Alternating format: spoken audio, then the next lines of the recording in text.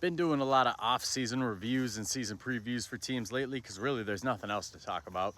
And so far, I think I've done the Blazers, the Rockets, the Timberwolves, the Grizzlies. Forgetting somebody in there, but go check the archives if you guys haven't seen those yet. Somebody in the comments yesterday asked me to do the Celtics, and I fucking hate the Celtics, guys. I despise the Celtics. I always have. I always will. All that being said, I'm a lot higher on them than everybody else seems to be this year. I'm seeing people say they're not even going to be a play-in team this year. I look at them and I look at the East and I'm like, I still got them in the top 6. I think anytime you have Jaylen Brown and Derek White in this weak conference, you're still going to be a top 6 team. You're still going to be a playoff team. Do I think they go past the first round? No, definitely not. But I still think they're a playoff team. Maybe I'm just too high on Jaylen Brown. I get in arguments all the time about Jaylen Brown on Twitter with people because I think Jaylen Brown is really fucking good. He gets 20 points a game, probably going to be closer to 25 without Tatum this year. He plays good defense. He steps up in the playoffs. That's the thing about him is he rarely is quiet in the playoffs. His game always seems to reach another level in the playoffs. He shows up in big moments. So I like Jaylen Brown. I can remember a time where I was arguing with Bulls fans who were saying Zach LaVine was better. And I was like, you motherfuckers are crazy. There's no way.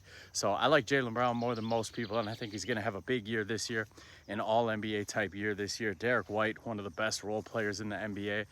They still got Peyton Pritchard. They still got some talent. They're one of those teams where I'm not going to be surprised if a Sam Hauser has a big year or some random dude I've never heard of. The thing about them that concerns me, however, is their big man depth. If they're really going to count on Luka Garza to start and play 30 minutes a game, that's going to be a problem. Luckily for them, they're in the Eastern Conference. You got Giannis, you got 20 games of Embiid, and then outside of that, there's not really any big men that are going to kill your team. So, like I said, I'm high on the Celtics. They had a pretty successful offseason. Really, once Tatum tore his Achilles, they had to blow things up. They were bumping up against that luxury tax. They were going to have the biggest tax bill in NBA history. To be able to offload Drew Holiday and Kristaps Porzingis as easily as they did, that's a huge win for them. Kind of sucks that they weren't able to get anything for Al Horford. Sucks even more he's not able to just retire as a Celtic because that guy bleeds green and gold, and he's one of those guys who's just a beloved role player there. But overall, I think they had a good offseason given what they were dealing with, and I think they're going to be better than people think this year. I think they're going to take some teams by surprise. Same with the Pacers.